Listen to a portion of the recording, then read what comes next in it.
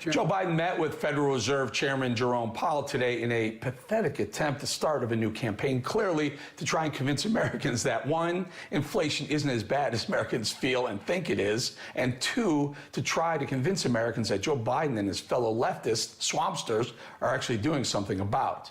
The other obvious PR move, Joe Biden's op-ed piece in the Wall Street Journal today, the title, "My Plan for Fighting Inflation."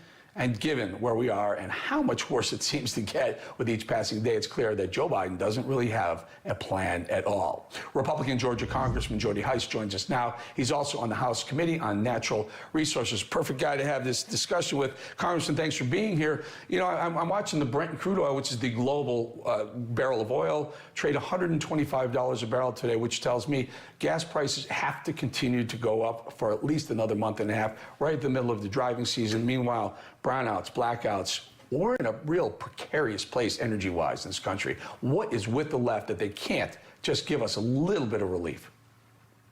Yeah, what is the deal with it? Why are we not focusing on American energy independence like we once had under the Trump administration? And keep in mind, when Trump was president, the cost of gasoline was less than $2 a gallon.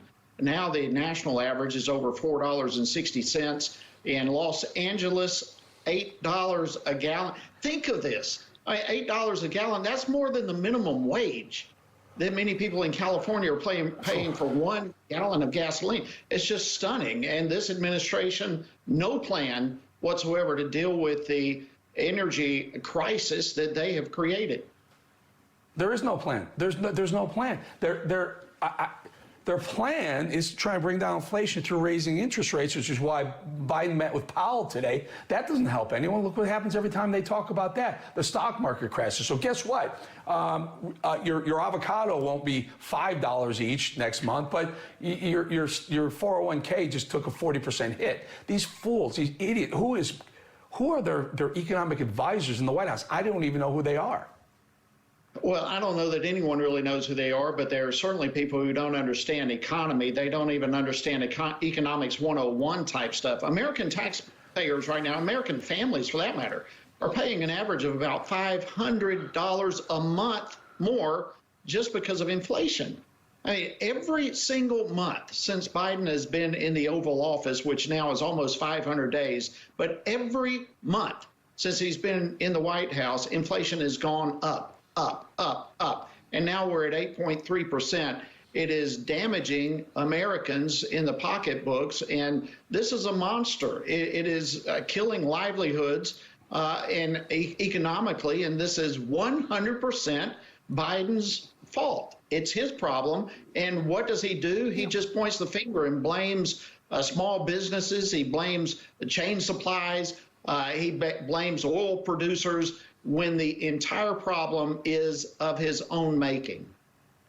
You know, Congressman, when we've said it here, I spent 20 years in the oil industry. I know what this is all about. Inflation is tied to price. They can say whatever, they can say supply chain, that's BS. What it's tied to is the gas price, the price for fuel, transportation. We truck stuff across the country. We fly stuff in, we ship it in. Those are all fuel-based. When we produce something in California, an avocado or a strawberry, and you send it to a New York supermarket, it has to requires a lot of energy to produce it, a lot of fertilizer to produce it. That's also an energy component. And then you got to truck it across the country. If they just release the grip around Americans' throats with the energy price, we'd all be better off. What is this? Is it really, is the far left, the progressive left, the AOCs, are they really the tail wagging the dog in D.C.?